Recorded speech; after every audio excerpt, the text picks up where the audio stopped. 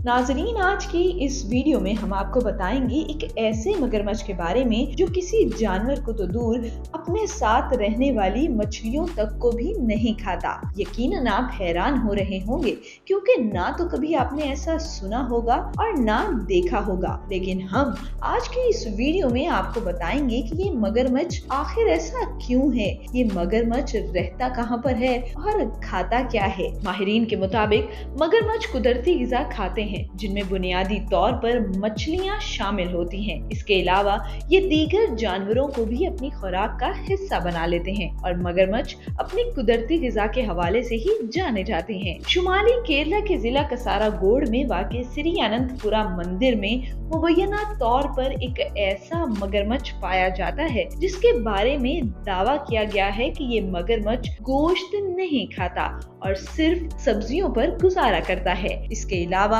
आपको ये भी बताते चलें कि ये दुनिया का वाहिद मगरमच्छ है जो सब्जी खोर है। इस सब्जी खोर मगरमच्छ का नाम बाबिया है जो इस मंदिर में 70 साल से मुकीम है। इस बड़े मगरमच्छ की तस्वीर गुज़िश्ता साल बैनुल अक़वामी खबरों की जीनत बनी, जिसके बाद इस छोटे से हिंदू मंदिर की मकबूलियत में भी बेपनाह इजाफा हुआ। ये मगरमच्छ अपना बेशतर वक्त मंदिर से मुल्हिका तालाब में ही गुजारता है। यहाँ के पुजारी तालाब में ही इसे खाना डालते हैं, जो कि खुद भी बुनियादी तौर पर सब्जी खोर हैं और गोश्त वगैरह से दूर रहते हैं। पुजारियों के मुताबिक ये मगरमच्छ जब से मंदिर में आया है तब से उसकी खुराक सिर्फ पके हुए चावल या सब्जियां हैं। ये तकरीबन 70 सालों से यहाँ पर मौजूद है। पुजारियों का कहना है कि इस मगरमच्छ ने कभी भी किसी पर हमला नहीं किया और ना किसी को जख्मी किया है और यहाँ आने वाले तमाम अफराद इसे मुकद्दस ही समझते हैं। इसे यहाँ का हिस्सा तस्वुर किया जाता है। इस मगरमच्छ को दिन में 2 मरतबा चावल दिए जाते हैं,